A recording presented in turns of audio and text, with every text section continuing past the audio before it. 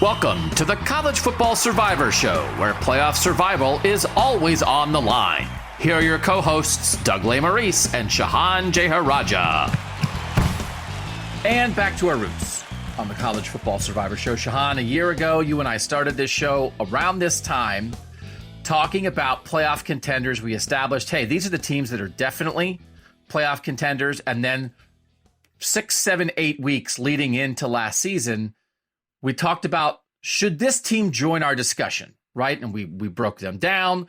You had a vote, I had a vote, and then the fans had a vote on whether to make them part of the discussion. And the whole part of this is we rank all these contenders against each other. And over the course of the next 6 to 7 weeks, we're going to rank everybody who has the best quarterback, who has the best defense, who has the best coach. Today, we're doing who has the best path to the playoff, and we only want to talk about teams that matter. We're at that point. Now, we've been doing this for a year now, and we just did a whole breakdown. We broke down every Power 5 conference with some really smart people from around the country. We've really dug in on these teams more. Last year, we were coming in fresh, but we're sticking kind of with the formula here in July and August. Is it because we just couldn't think anything else, or is it because it's so successful we're doing it again?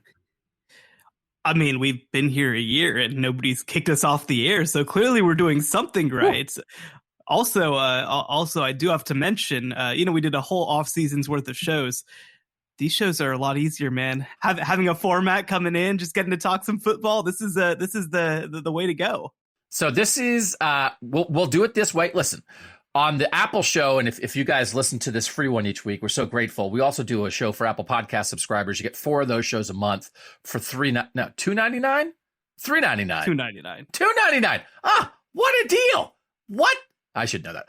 $2.99. It's like 75 cents a show. We're going to cover like a lot of the news and what's going on in college football on those shows. We just did that. We talked about Greg Sankey, the SEC commissioner. We talked about the Pac-12 and the Big 12. They discussed a merger or getting together. They're not going to do that. Sort of news of the week will be on that show. And there is news, like as we record this on Wednesday morning, the SEC continues its media days. The ACC is starting their media days right now. But also, if there's stuff that pops up, we'll drop it in here as needed. But really, these shows now are going to be about breaking down who deserves to be in the discussion. So last week on the Apple show, we decided the 4 sure things in college football that are definitely in the contender mix: Alabama, Georgia, Ohio State, Clemson. Shehan and I disagreed on Clemson, but I elbowed him in the ribs and we went over the top and we put Clemson in. So those 4 teams are already in. We are going to rank those 4 teams based on who has the easiest path to the playoff on this show today.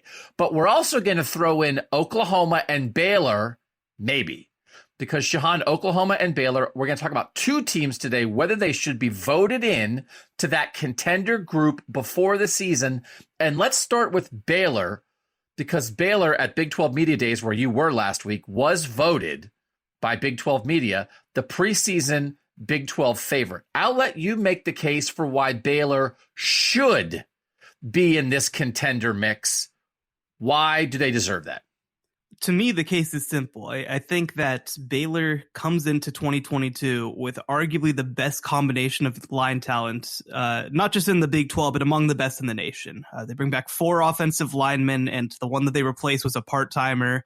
On defense, they bring back every single member of the 2 deep on the defensive line, and add also Jackson Player, who's a future NFL player on the interior.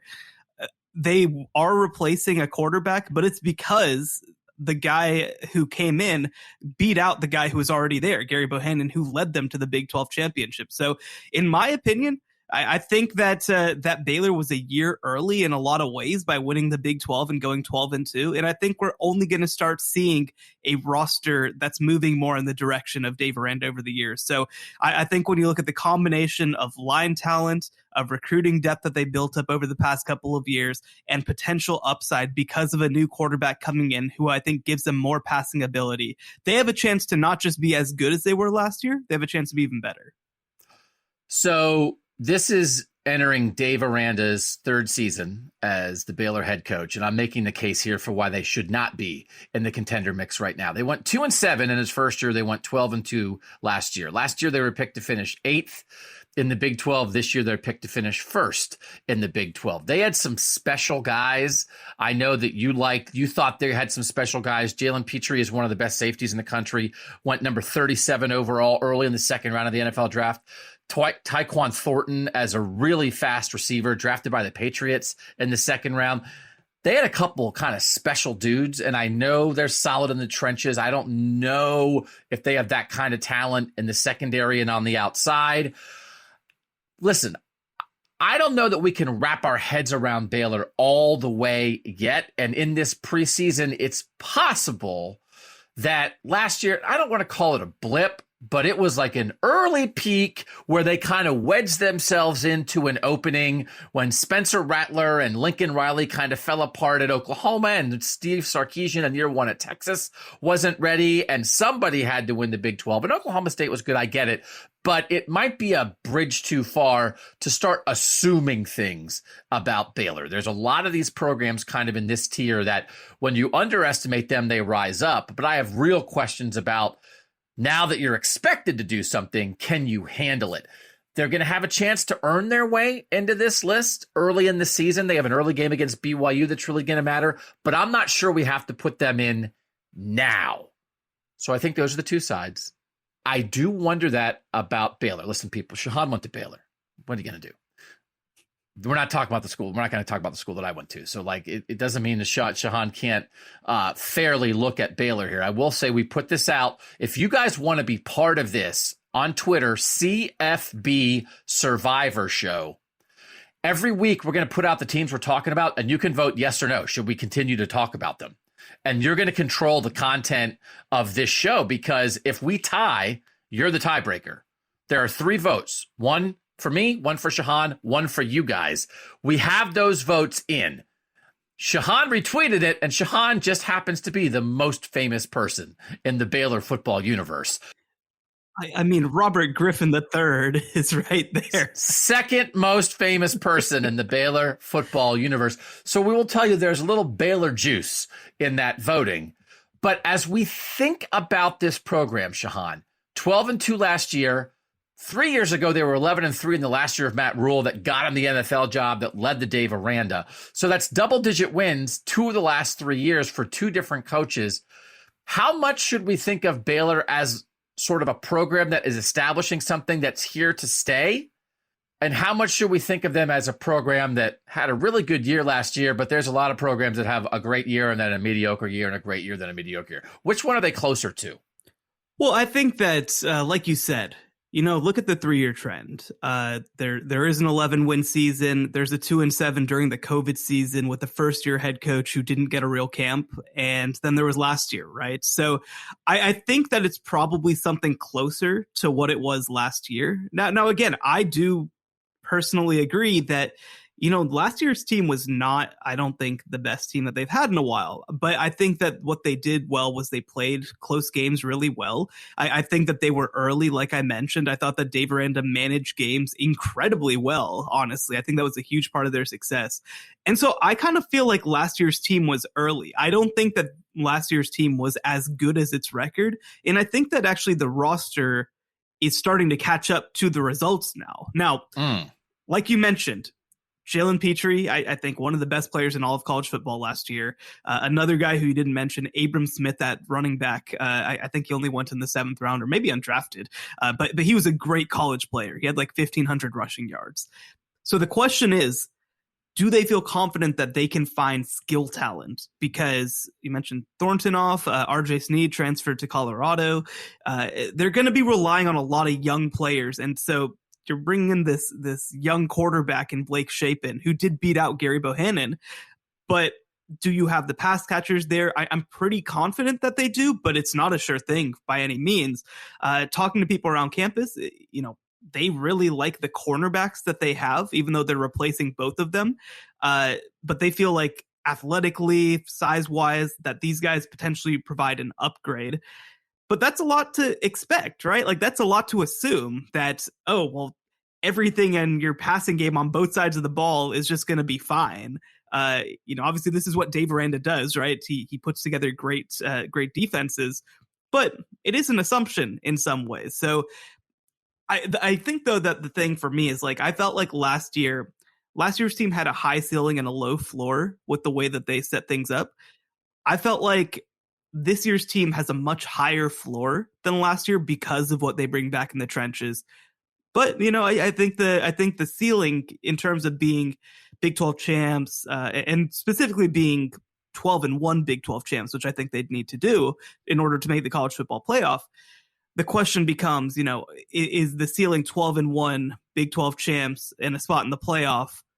And I think some of that just depends on whether the passing game ends up moving from being something that's consistent for them to something that's a real strength. And that would be a change. And it feels like they leaned into that because Dave Aranda at Big 12 Media Days when you were there was talking about the idea of I try to sort of put the person over the player. That matters to me more. I want to see who you are.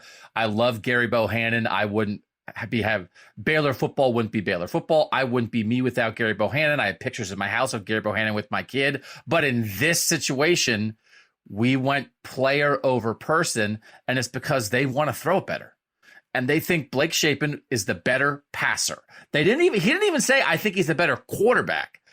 He throws it better. And I do think when Blake Shapen in his opportunities last year did throw it better, was more accurate, can get the ball down the field more. And so it feels like in a year when they were right on the edge of the playoff, they still thought they were a little short there. As you said, Dave Aranda in defense, that's always going to work. They liked their run game last year, but they didn't think they threw it well enough.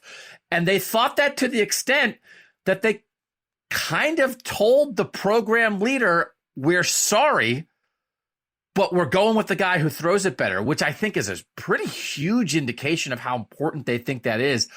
It's a little bit of a risk, but I kind of like not resting on your laurels there. And I like, because I do think you can be trapped in a world where your trenches are good, your defense is solid, you're always going to be in every game, you won a lot of games late and close, and you're happy with that. But they weren't, because they don't only want, I think this is the kind of move that you make, and you make a quarterback change like this because you want to be the best team in the country, because you don't want to be in the discussion and trying to win the Big 12. You want more than that. So how much of a risk do you think this is to go to Blake Shapen? And what did you think it tells you something about what Dave Aranda wants Baylor football to be? Oh, yeah. Well, I mean, to go back to the 2020 season, right? I think that it would have been so easy and honestly very legitimate to just say, well, that was weird. We didn't get much practice time. We didn't get to know each other. Let's just pretend that never happened and kind of come back in 2021 and move on. But instead, Dave Aranda felt like their strategy on the offensive side of the ball wasn't working. And he fired Larry Fedora, who's a very well-respected coach, was one of really the marquee hires that Dave Aranda had when he came in. Former North Carolina head coach. Yeah. Let go the offensive line coach with it. I believe let go the wide receivers coach as well. I can't remember exactly how that happened. Oh, yeah. He was also the pass game coordinator. Like, those were really big-time hires when he brought them in. And he was like, this isn't working very quickly. And obviously brings in Jeff Grimes as offensive coordinator, who was a finalist now for the Broyles Award because of what he did last season. Brings in Eric Mateos, who I think has done a tremendous job as Baylor's offensive line coach, and brought in Chancey Stuckey, who lasted a year at Baylor because immediately Notre Dame was like, that guy rules. We want that guy.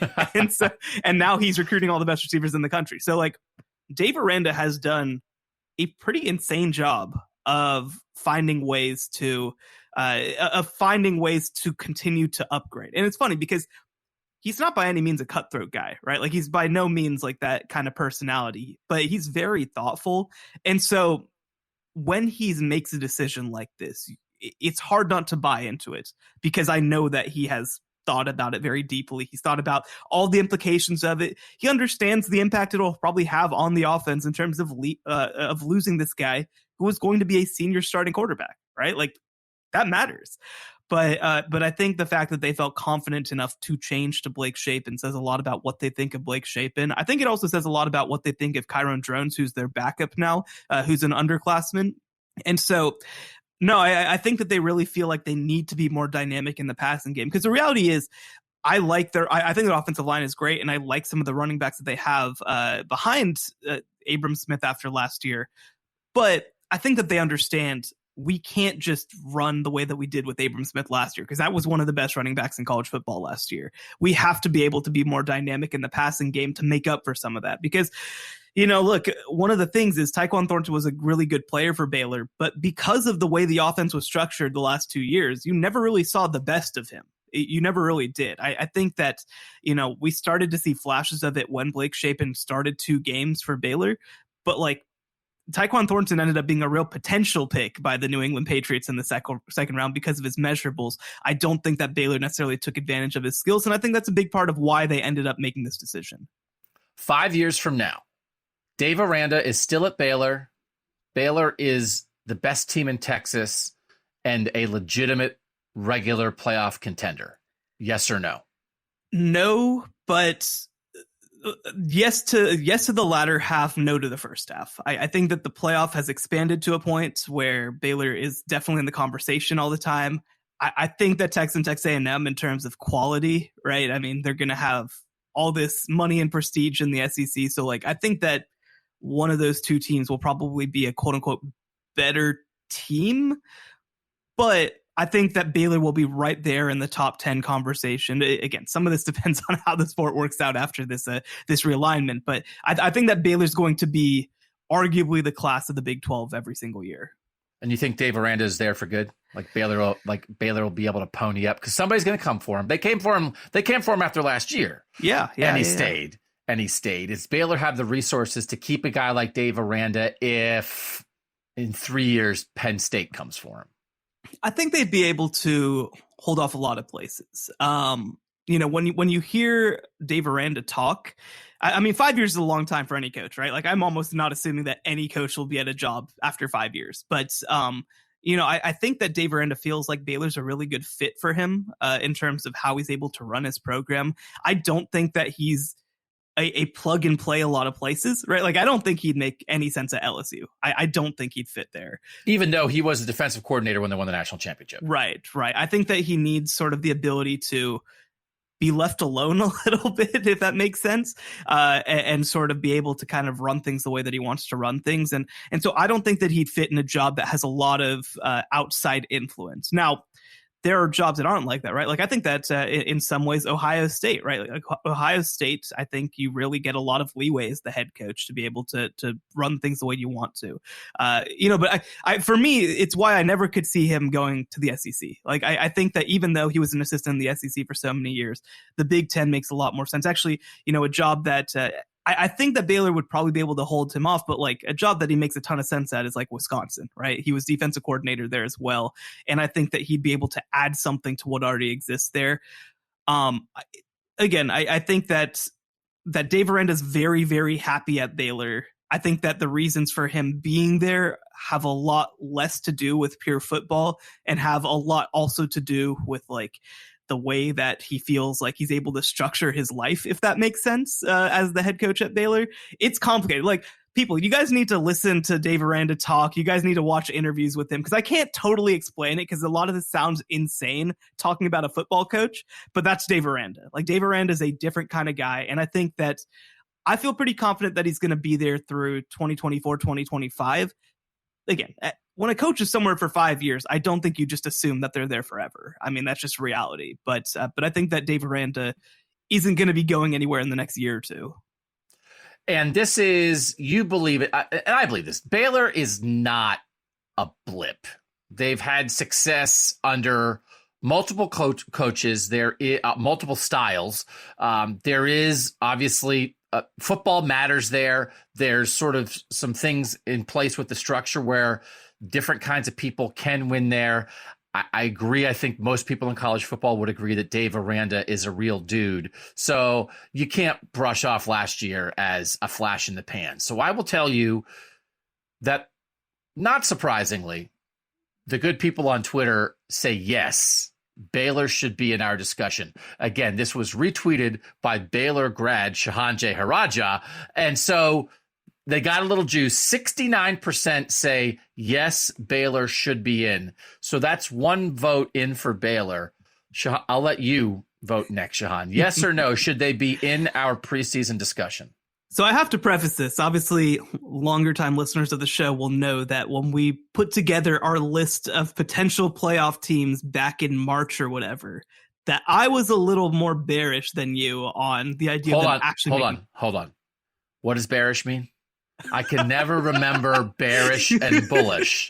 I'm not a stock guy, and I can't remember. They're both strong. It's not like bullish and beaverish. It's like it's two big, strong things. How are you supposed to keep that straight? I'll tell you exactly how I keep it straight. Okay, so it's bullish versus bearish, right? The Bulls have actually won something, and my Bears have never won anything. Oh, that's very good. So bearish is bad? Yes. I I do this with opaque. I don't know if opaque means that you can see through it or you can't see through it. I know it's one of those two. Oh, it's really opaque. It's like, what does that mean? Because it has a Q in it. Well, I think that it's sort of like you can see through it, but like it's diminished a little bit, like it's cloudy. It's cloudy? Then just say cloudy. There's a lot of words that have other meanings. Here's words we say. No, it's straight up not transparent. See, you didn't know either. Okay, so we can say good. We can say good and bad. Let's just say good and bad. Can we just keep it a good and bad? Okay. So again, you thought you were badder on Baylor in March. I was less optimistic about Baylor being a playoff team. No, I'll cast my vote. I think they should be in, but in our discussion. But when we had this conversation a couple months ago, you actually had them in your way too early playoff. And for me, I couldn't quite get there. But I think the case for how they could get there is pretty easy to make, right? I mean, it's that the quarterback position improves noticeably. It's that they've recruited really well at wide receiver, and they brought in another good receivers coach in Dallas Baker who gets their guys ready for prime time. They have enough depth at running back that even though they can't replace an Abram Smith, they're still going to be fine behind a great offensive line, one of the best in the country. And defensively, you kind of just trust that Dave Aranda is going to figure it out at linebacker and safety, where they have a lot of talent. So I think the case is pretty easy to make. The one thing I will mention is that the schedule is tougher this year. They go on the road to BYU. They have to play more of these games on the road, like Oklahoma. So there is, like, usually when you think of like Baylor kind of has an on year and an off year. Like in odd seasons, they usually have an easier schedule than in even years. So they go at Iowa State, they go at West Virginia, at Texas Tech, at Texas, at Oklahoma. That's a pretty difficult slate in addition to at BYU. That would be my big reservation as well. But I mean, I think that Dave Aranda, whether it's this year or whether he's setting up for this year, I think Dave Aranda is going to have some of the best teams that Baylor has had over the past couple of years. So do you trust them? I think the conversation becomes, do you trust the better team to handle a tougher schedule because they're a better team? It's a tough question, but I think that certainly I believe in them enough to think that they're one of the 12 best teams in the country. I do think if you're going to be in this discussion, I'm not super interested in like, well, your schedule's tougher. You got to go to Iowa State. That trip to Ames. It's like, all right, what are we doing here then? Oh, you got to go to West Virginia. You got to go to Texas Tech. This conversation is, though, about being in the discussion for the playoff. And I mean, we talked about it with Clemson last week. I mean, I did look at their schedule and say, you have to go to Wake Forest. I'm curious about that. Like, I think that the discussion between can this team make the playoff and can this team win the national championship are two totally different discussions. And again, we really, most of the time, we do not discuss can a team win the national championship, because as soon as you start saying, I don't know if they can beat Bama, it's like, let's end the show. Congratulations. There's one team on this show. Welcome back, to the Bama Survivor show. I mean, so like, that's not the question. The question is, can you legitimately get in? And I think they can. I obviously think they deserve to be in this discussion.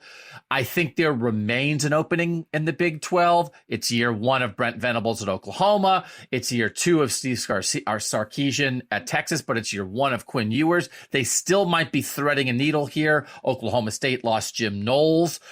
Baylor, I think, is sort of like the most established program in the Big 12 right now.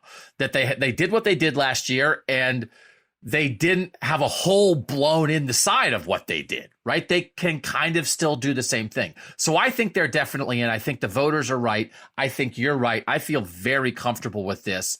And I also think their schedule might be right in the perfect zone, which is good enough to get respect, but actually not the kind of schedule where they legitimately have 7 games they could lose, right? They got to be able to beat Texas, right? I'm not blowing Texas off. I think Texas is actually going to be pretty competitive. But if you can't beat Texas this year, where Texas is still trying to get it together, then you're not a playoff contender, right? But I just think there's a lot of things in place for them that I think a lot of what they have is a really good fit for this season. No, a lot of these things that we're talking about are a little bit of a comparison to what I said about Clemson last week, which is, in the ACC, if you're great, then it's pretty easy because nobody else is great. But if you're only pretty great, then all of a sudden there's 7 games that look like they might be an issue.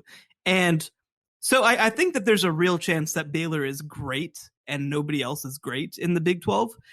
But again, it is sort of that if you're a 9 in terms of quality, then you can blow through the schedule. But if you're an 8, then all of a sudden it becomes a lot tougher. So I think that there is definitely a pathway for Baylor to be a great team and be able to kind of push through the Big 12. But, it's obviously I think that there still will be stumbling blocks. And seriously, we're going to figure out long term whether Baylor's going to be on this list on September 10th when they go and play BYU on the road. That's going to be a huge game for both of these teams. And whoever wins that game is a lock to be on our list the next week. I agree with that. BYU is a team I think we probably will end up discussing before the start of the season and whether they deserve to be in. Let's move. We can't go as long as Oklahoma as we did on Baylor. It'll be a 3-hour show. Oklahoma, I'll make the case for why they should be in. They finished second in the Big 12 preseason poll. Dillon Gabriel, coming from Central Florida, he broke his shoulder in September last year and was lost for the year. The year before, that was his 3rd year as a starter at Central Florida. The year before, you start going through that college football season in 2020 and you're looking at Trevor Lawrence and Justin Fields and a lot of the other. I think you could have made a case that Dillon Gabriel was one of the 10 or 12 best quarterbacks in college football that year. He's a real dude. He's coming into an offense with Jeff Lebby, who Brent Venables hired as the offensive coordinator. It seems like a really good hire. Dillon Gabriel, 70 touchdowns, 14 interceptions in his career. In 2020, he was 32 touchdowns, 4 picks. He's a real guy, and Brent Venables is a real guy on the defensive side of the ball of building a great defense. So, yeah, there's a lot of turnover. Yeah, it's year 1. But, man, if I'm starting with the defensive head coach, who's one of the best defensive minds in college football, and then on the offensive side of the ball, I say, well, we got a veteran quarterback who, in his 3-year career as a starter, at times has looked like one of the 10 best quarterbacks in the country. I don't know. Are there 12 teams like that in the country that could start with that? So it's not perfect, but I think for a first-year program, there's some stuff in place in Norman. So I think that's why you've got to think about them. Why no? Why no, Shehan? Brent Venables mentioned at Big 12 Media Days that 40% of the roster is new. 40%. I mean, that's a huge amount that has never put on an Oklahoma jersey. I think defensively, I'm confident in what Brent Venables is building long term, but I don't know how quickly it's going to come together. Right? They lost some really key guys, especially on the defense side of the ball. Nick Bonito, just guys like that who I think were big time players for them. Isaiah Thomas, and they replaced them with transfers. But these aren't guys who have played at this level before. These aren't guys who have had the expectations of playing at Oklahoma before. And on the offensive side of the ball, I like Marvin Mims a lot at wide receiver, but the rest of, I think the entire offense is almost filled with question marks. Behind Marvin Mims, I don't love what they have coming back. They lost a bunch of receivers to the transfer portal. At running back, they lost their best guy in Kennedy Brooks. On the offensive line, they were kind of a mess last year, and they bring a lot back, but are these players going to be elite like they've been the past couple of years.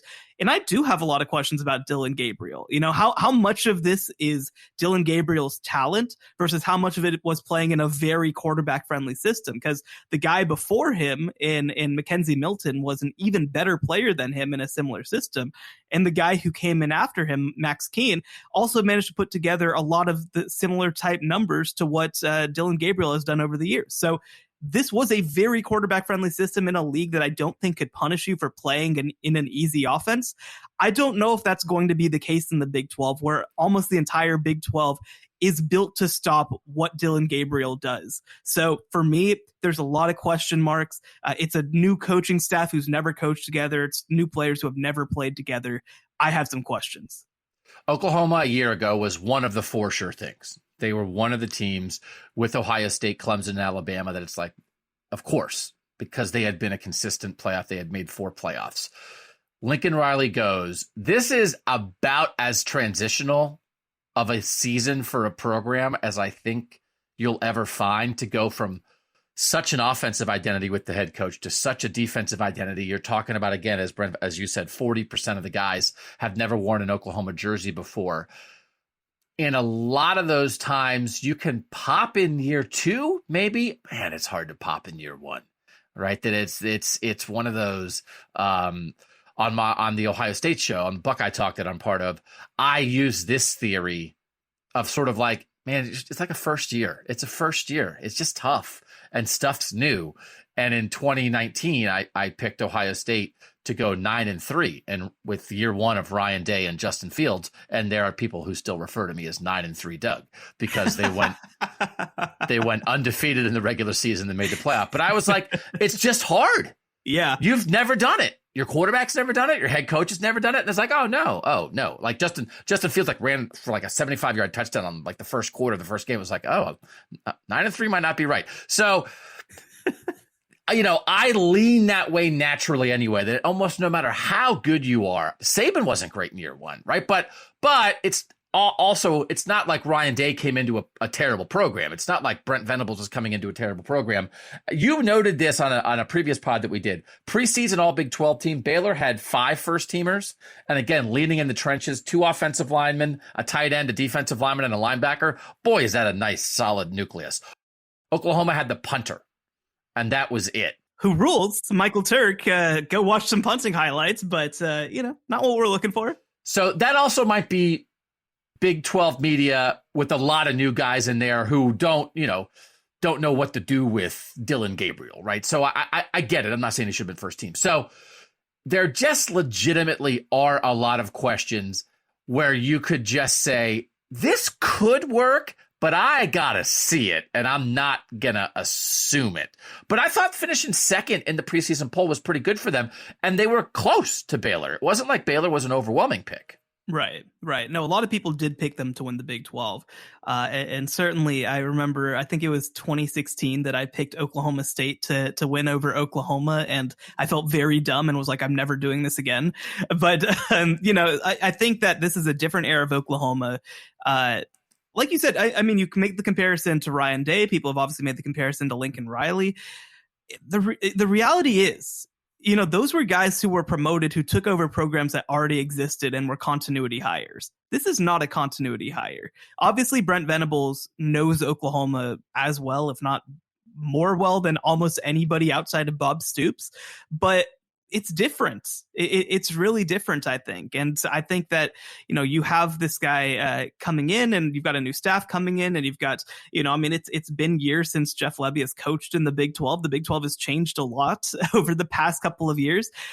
I don't know. It's just a lot of variables to take into account. And that doesn't even count. Again, like you said, by year 2, I expect this thing to be humming. I expect this thing to make a lot of sense. But when you have so many guys who haven't played together before, like, football at its core is about, let's all have 11 guys trying to do the same thing and understand that they're trying to do the same thing. When you have this many guys who haven't even practiced together, that's really, really tough, I think. And that doesn't even get into the questions of, again, I mean, a lot of Dylan Gabriel's offense at UCF was throwing 50-50 deep balls and receivers winning, right? Well, I mean, you've got one receiver who I think can do that in Marvin Mims. I think he's going to have a tremendous season. He's absolutely going to be an all Big 12 pick at the end of the year. He could be a borderline All-American.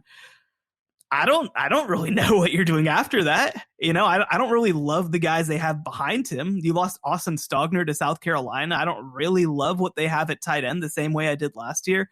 And, you know, talking to Oklahoma fans, there's this sort of idea that like, well, we've been an 11-2 program at worst every year, basically. And now we've got a coaching upgrade, which is obviously a big assumption.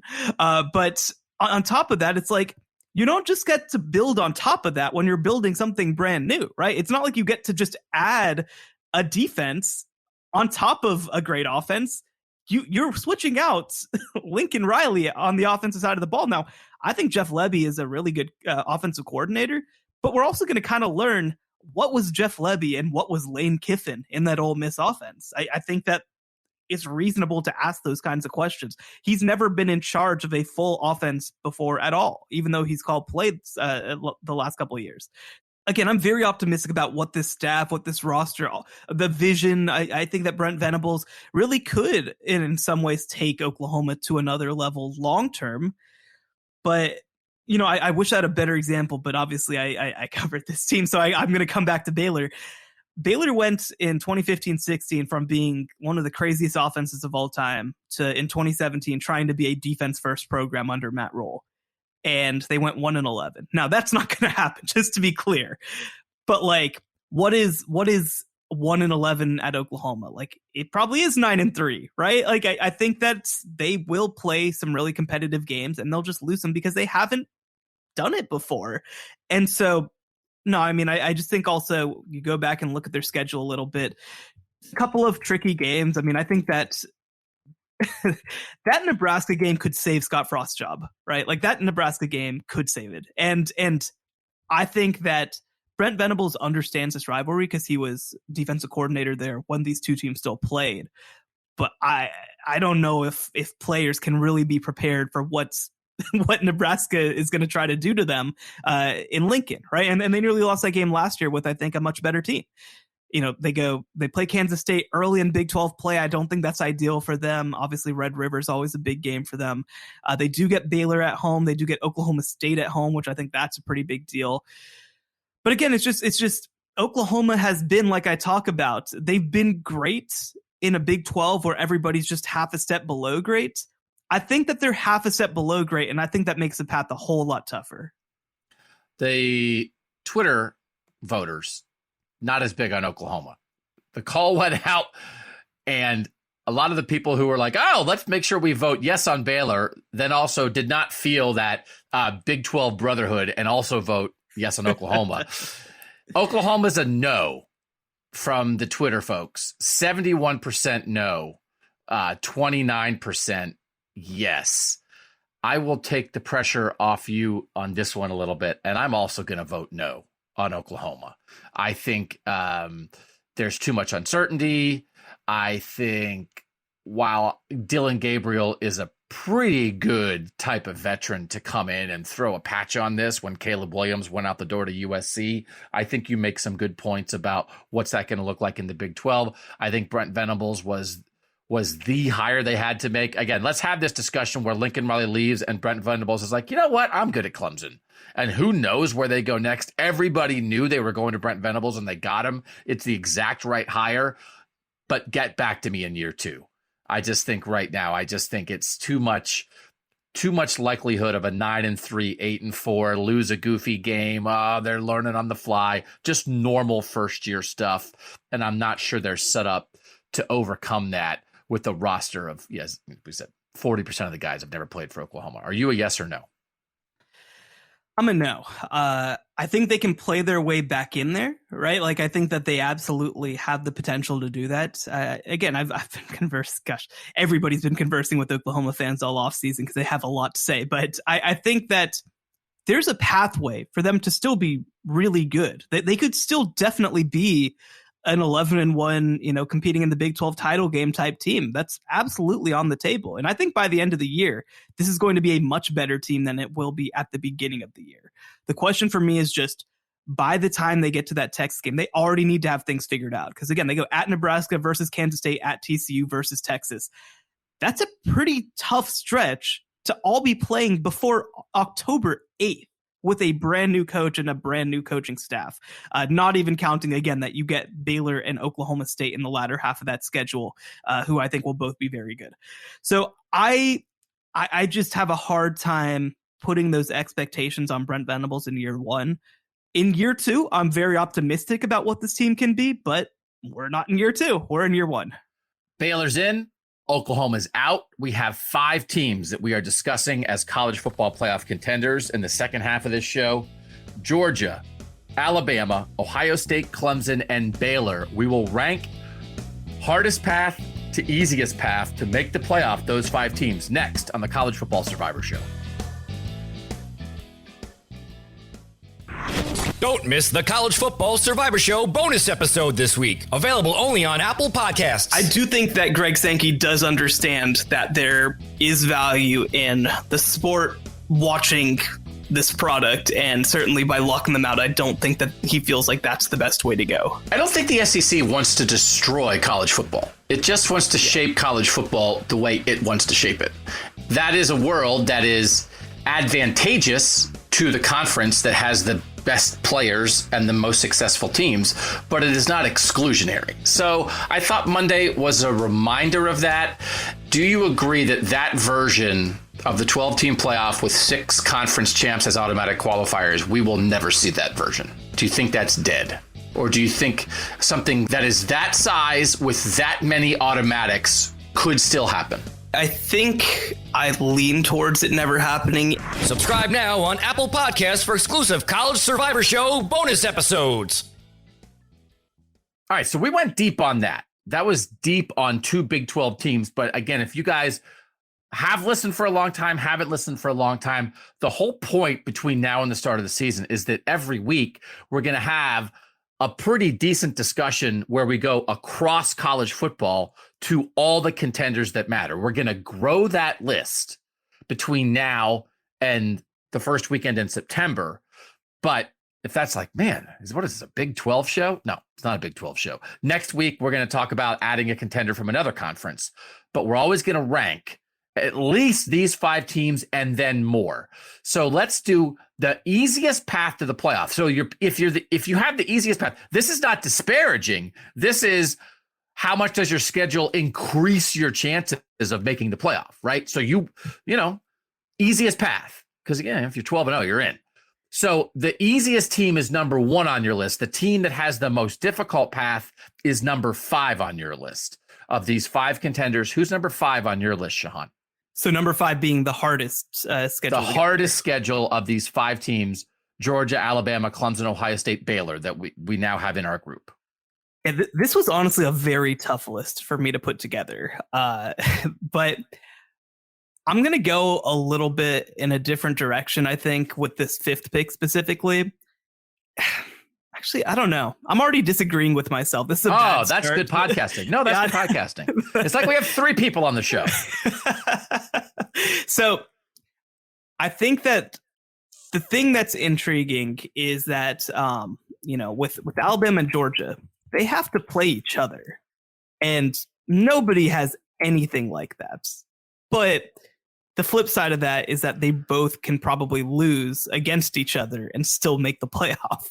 Right. So that's why I'm disagreeing with myself. That is an interesting way to think about it, because it's not just about the regular season. We all know, like, if you're going to get there, you probably have to play a conference championship game unless you're going to come in the back door without doing that. So that really is something to take into account. That's smart. Yeah. I think at 5, I'm going to go with Ohio State. They play Notre Dame in the first game of the year. They obviously play at Michigan State, at Penn State. They play Michigan in the game, of course. I think that they're going to manage it just fine, because I think that Ohio State is probably better than everybody else. But I think that their path could be a little tricky. I also have Ohio State 5. And in looking at, taking the SEC championship game, that's the toughest one of these 5 teams. Yes. What are the toughest games that they're going to play? Number 1 is Bama playing Georgia. Number 2 is Georgia playing Bama, or vice versa, or whatever. Those are the top 2. So we get that. Next, though, I do think probably the 2 best opponents on any of these schedules of these 5 teams are Notre Dame and Michigan, which are Ohio State's first game and Ohio State's last regular season game. Now, Clemson also plays Notre Dame. So Notre Dame has a big role in potentially the playoff discussion because we'll have Notre Dame on this podcast in the next couple of weeks, should they be in. But I just think, and then you look at the rest of Ohio State's schedule. Wisconsin is real. I think Michigan State is real. They get Penn State at Halloween. What if Penn State's playing Drew Aller, the 5-star freshman quarterback, by then? That could be something. Michigan State, again, I think has a lot of real components left from last year's, team that won a New Year's Six Bowl. They have like 6 real games, with 2 of them against teams that are like maybe 2 of the best 8 teams in the country. So there's a discussion out there. So I'm still not sure who the 3rd best team in the SEC is. And as always with the SEC, you start going through some of the schedules and you're like, I don't know. Is that a tough game? Yeah. For Alabama? I can't. I think really? I think one thing that makes this whole situation interesting is that it's hard to separate the schedule from the team that will be playing the schedule. Yes. Because, for example, like if Clemson plays Alabama's schedule, I think that's kind of hard. If Alabama plays Alabama's schedule, I don't really think that's much anything, And so it's like, how do you? It's hard for me to split those 2 things. And same with Ohio State. Like, I think that Ohio State is going to generally be okay. I think that Notre Dame, you want to get them in week 1. I don't think they're going to be as ready as they are in week 13. I'm probably a little lower on Michigan than you are. Actually, no, I definitely am lower on Michigan than you are. But it's still a real game, right? It's still a tough game, and I think same deal. If you put Baylor or Clemson or whoever else through the schedule, I think that it's a little dicey. I don't think Ohio State's going to have a huge issue with it, but it's a tough path, I think, and there's some definite potholes. I do think it's one of those. How many games do you have where if you play average, you could lose? And then there's also the cumulative effect, which has always been part of the deal in the SEC, which is over the course of time.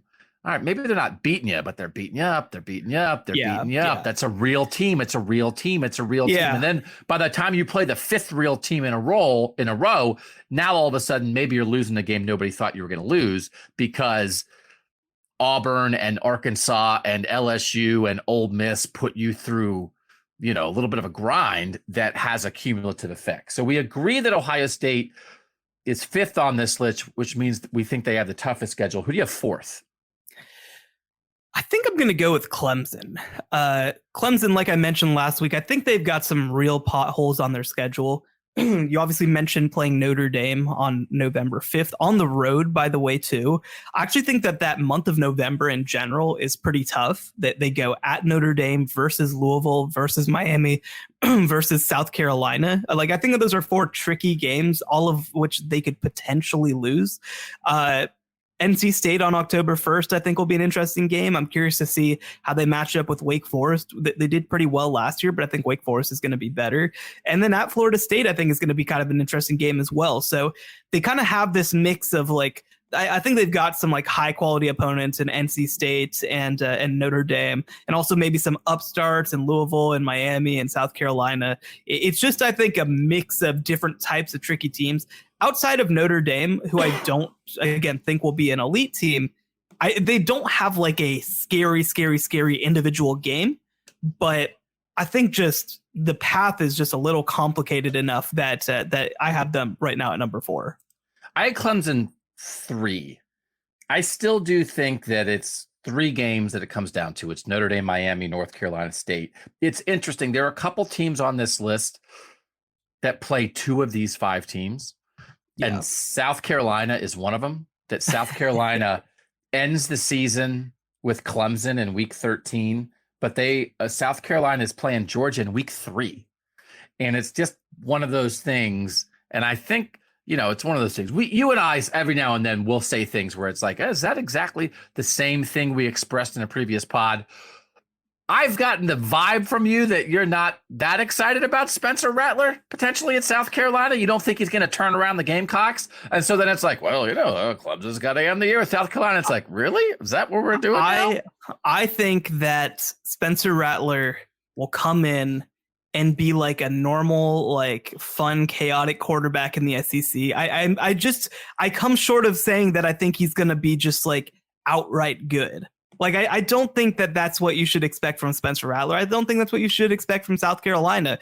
I think that what I expect from South Carolina is for them to be like, I'm trying to think of a good example, like some of the like old Big 12 Mike Leach teams, right? Where like they can beat anybody, but like they're not consistent. They're not going to do it every week. They're not going to like go and challenge the best teams in the league. That's not fair. Why would you expect that of them? And so I'm just a little, I feel like we're getting to a place where we're like, oh, South Carolina is going to be good now. And I don't know, man, that just feels like a lot to ask of them. And they also, by the way, like you mentioned, have a pretty tough schedule. So if they were just able to replicate 7-6 again, I think that's great. I have no problems with that whatsoever. And there is also the difference between talking about a team as like, hey, should South Carolina be in our playoff contender mix versus can South Carolina get it together for a game and screw up somebody else's season? Those are two different things. The other thing, too, is that like I've seen people talk about like, is South Carolina going to be the second best team in the SEC East? And I'm like, man, that's unfair. That is not fair. Well, what are you talking about? Like Kentucky won 10 games last year. Like Florida, I think is going to be a lot better. Tennessee was as good a team as they were last year, and I think could improve even more this year. Like if South Carolina went 8-4 this year, like hang a banner, man. Like this is a really tough program to be the head coach at, and for them to just be pretty good and like you said, maybe ruin a season. And by the way, yeah, if they can beat Clemson, then like hire Shane Beamer to a lifetime contract. Like that's what this program should be looking for. Also, like we talked a lot in our ACC preview about the quarterback talent in the ACC. You just ran through 3 teams, Florida with Anthony Richardson, Tennessee with Hendon Hooker, and Kentucky with Will Levis that might have quarterbacks better than Spencer Rattler. I don't know. Again, Spencer Rattler was the preseason Heisman favorite a year ago, but those 3 other guys, they all had better years last year than Spencer Rattler did in a lot of ways. So, I mean, there's some intriguing guys in the SEC. You had Clemson 4. I had Clemson 3. I had Baylor 4. Sure. Where do you have Baylor? 3?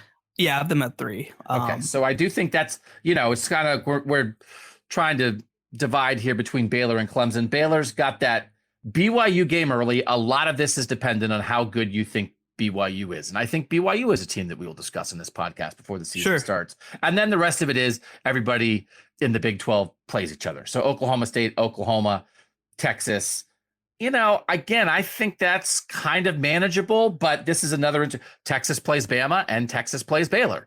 So it's one of those things. Sometimes, we're trying to just think about the schedule, but when Texas plays Bama, we're like, I don't know. And then Texas plays Baylor and you're like, ooh, that's a tough one for Baylor. It's like, it's the same team. So we can't let the inherent strength of the team we're talking about affect the schedule too much.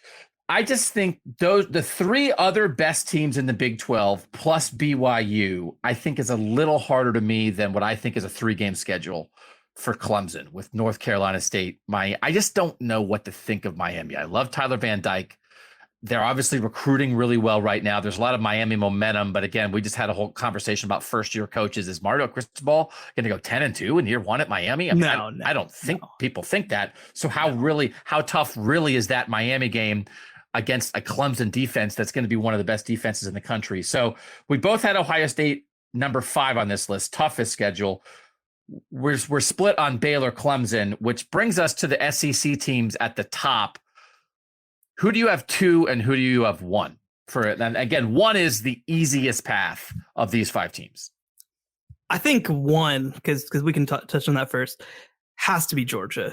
Like Georgia, they get Oregon in week 1 and like Oregon's replacing a coach. And also they were only pretty good last year anyway. And they also lost one of the best players in all of college football in Kayvon Thibodeau, along with the vast majority of their skill talent, by the way, too. So, I like that game's interesting. There'll be some fun storylines about Dan Lanning coming back and playing the team he just led to a national championship. And then Georgia will win 44-13. Like it's not going to be close. Then I think the East is still very mediocre, right? At South Carolina, at Missouri versus Vanderbilt versus Florida, who's still going to be rebuilding, I think, versus Tennessee, at Kentucky. And then the two games that they get in the crossover, by the way, they get Auburn, who's a freaking mess right now. So they could end Brian Harson's career on October 8th. And then they go at Mississippi State on November 12th. A team totally just the most unprepared to fight against what Georgia does well defensively. Like, they're going to sit back and be like, we're going to run mesh against Georgia's linebackers. And guess what, Mike Leach? That ain't going to work so hot. It's not going to be very good. So, God bless them. And then they get Georgia Tech in the last game of the season, and Georgia Tech probably will have fired their coach by then, to be honest. So, I don't know. Alabama's schedule isn't brutal by any means. That's why we have them second on the list. And the other thing to mention about Georgia, of course, is they will play Alabama, but if they're 12-0, they're going to make the playoff regardless, even if they lose to Bama. Alabama, at Texas is, I think, more of a real or it's probably on par, probably with that Oregon game. Yeah, I was going to say, what do you think is that? What do you think is a tougher game? Because Georgia, Oregon's in Atlanta, right? And Bama has to go to Texas. I think that they're comparable. I think that Oregon's probably a slightly tougher matchup, but I think that Texas has some things that I think can actually compete with Georgia, if that makes sense. Like, I think that Quinn Ewers, I think that some of the skill talent that they have, like, those are things that actually could cause some issues against Alabama, but not consistently enough, obviously, to compete in the game. But just like to where it can be kind of interesting. I don't think Oregon does anything that scares Georgia. Like, I kind of feel like that's like, and again, I think Oregon's a higher quality team, but like, I also feel like sometimes when a team is like a crazy offensive team, it gives them a little bit more like leeway to just do stuff, right? Like, they're not going to get totally stopped, I don't think. But neither of these games are going to be, I don't think, that competitive. But I think they're comparable enough that you can kind of call it a wash. Alabama does get Vanderbilt and at Tennessee in the crossovers, which I think are pretty manageable. At Arkansas, Texas A&M, Mississippi State, at LSU, at Ole Miss versus Auburn. Like, this is a very mediocre SEC West right now. They're really, I don't think, is a special team right now. Texas A&M has a lot of talent, and also Alabama's going to wipe them off the freaking planet after what happens last year. So, I don't know. Both these teams are going to go 12-0 and play in the SEC title game, and that'll be it. It is funny to me that Alabama is playing the old Southwest Conference in the first half of the year. Yeah. That 3 of their first 6 games are Texas, Arkansas, Texas A&M. Both Georgia and Alabama, they both play Auburn. They both play Tennessee. And those are like classic examples of like, I don't know, are Auburn and Tennessee, they're kind of good. It's one of those things, again, as you said, when I was talking about Ohio State's schedule, I brought up Iowa. If it was like, oh, Alabama has to play Iowa, would we be like, I don't know, watch out, Alabama? Is Iowa, who's better, Auburn, Iowa, or Tennessee? I don't know. Are any of those teams that going to actually beat Ohio State, Georgia, or Alabama? So I do just think when you're playing in the SEC West, no, Texas A&M and LSU like aren't there right now, but the way they recruit and sort of like the depth of talent, you just never know. They're going to put a few more, I think, dudes on the field, 1 through 22, than some of the teams that Georgia's going to play in the East, just where those teams are right now. So that's why I do think I had Alabama 2. There's a slightly tougher. Georgia has the easiest. I will say again, that thing, I don't know what Will Levis, the quarterback at Kentucky, transfer from Penn State, who, again, it's one of those things, you're always looking for quarterbacks in the Big Ten, and it's like, how did Penn State let Will Levis get away? And there are people who are like, Will Levis is a first-round quarterback. He's a little bit of that, I can run it, I can throw it, I've got a pretty big body kind of guy. It's a really interesting guy. I just don't know that it's week 12. It's the second to last game of the season for Georgia. You're just looking for stuff, right? It's like, hey, South Carolina super early with Georgia. Could Spencer Rattler just blow up the playoff race in September?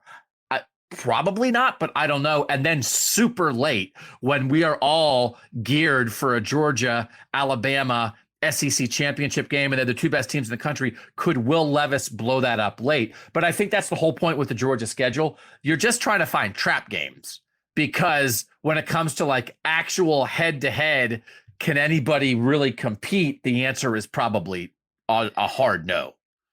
Yeah, can 2022 Blaine Gabbert lead Kentucky to a win over Georgia? It's hard to say. Blaine Gabbert made a boatload of money in the NFL, man.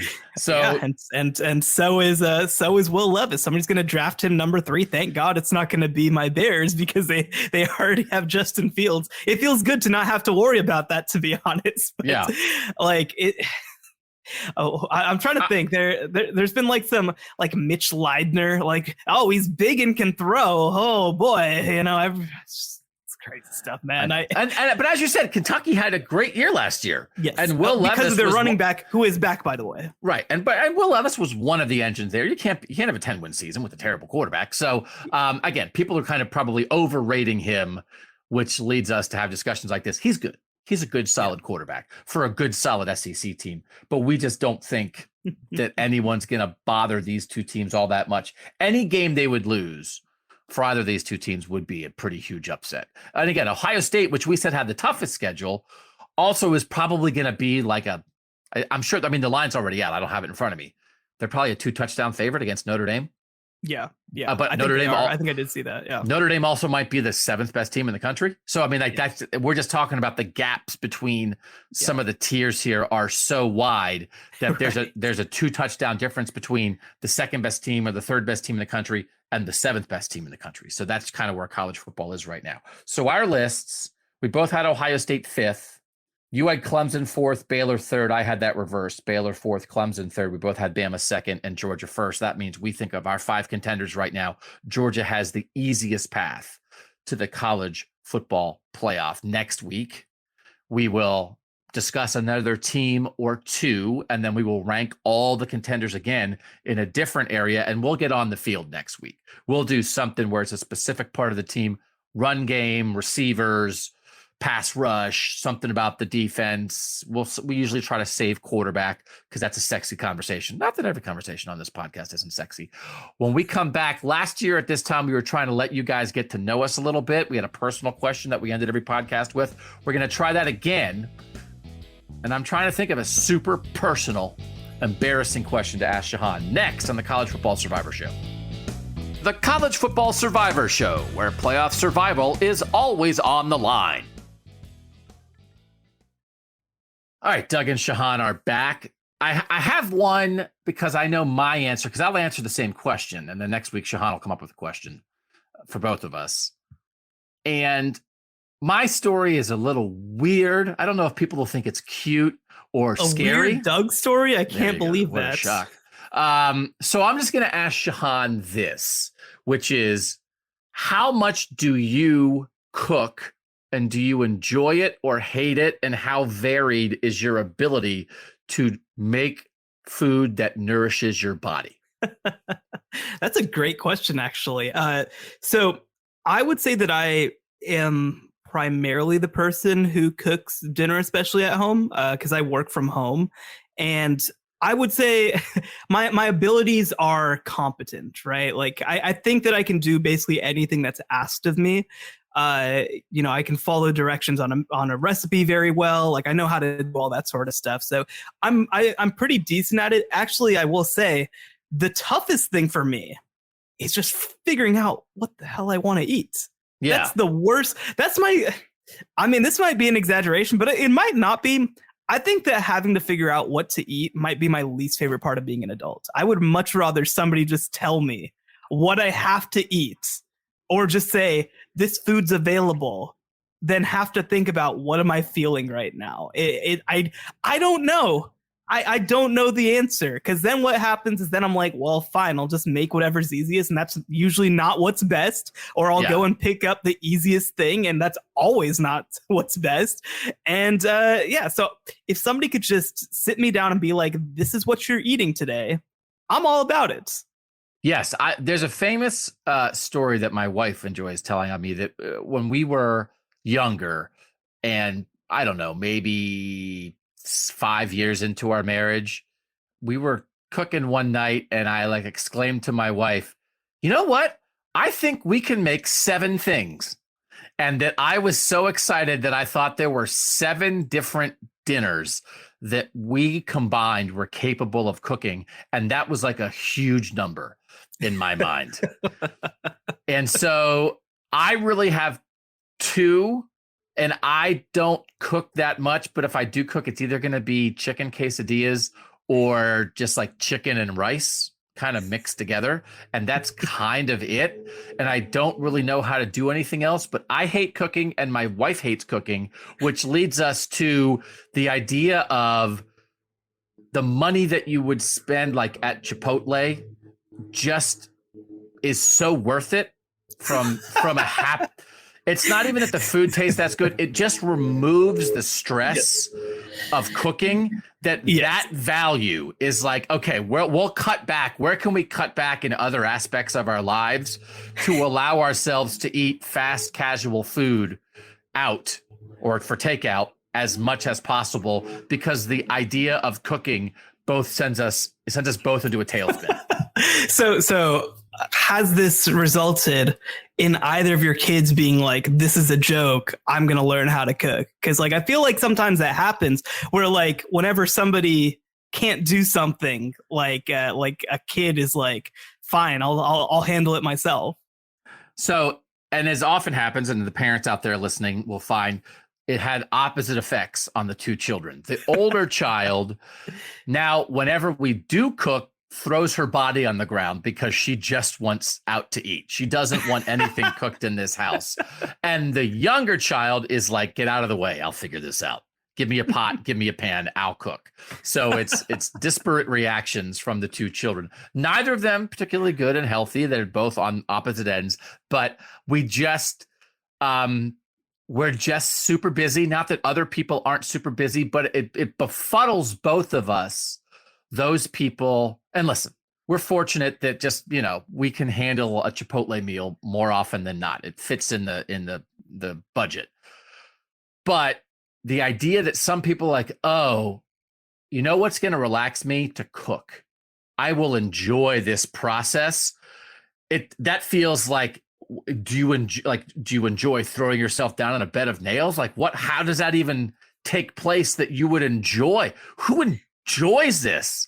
Like, do people like, if once you figure it out and it's like, oh, I'm going to make this, I need 7 ingredients. I'm looking at the book. I'm chopping stuff up. I'm measuring things. Do you enjoy that process, or is it hell on earth?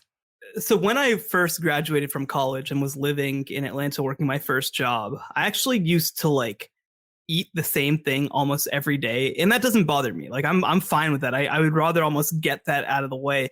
And so like, I think that when it's sort of per se like prep cookie, when it's very like, exactly how it's supposed to go, like it's just mindless. Like I think that I like sort of the menial mindlessness, but so obviously though, when you're talking about legitimate cooking, it's very like, oh, let me put a dash of this, let me add this flavor, let me taste, I can't think that much during it, right? Like, and I actually really prefer to cook by myself. Like we've tried to do with my wife, like let's cook together, and I'm just very like, I don't know if I'm doing this right, don't look at me, like I just do it my way sort of thing. And this is a good question. I enjoyed this. No, but it's definitely, I would say, more of a stressor than it is a quality. But the issue just becomes that we just don't have like the best ideas of places to like go out and eat healthy too. Cause, and so that's why we try to, even if it's something that's like frozen or something like that, or a prepped meal or something like that, we try to lean on some of the home stuff more because of that. But also in the last month, we've been traveling a lot and I'm totally out of rhythm. So we've eaten out like every day.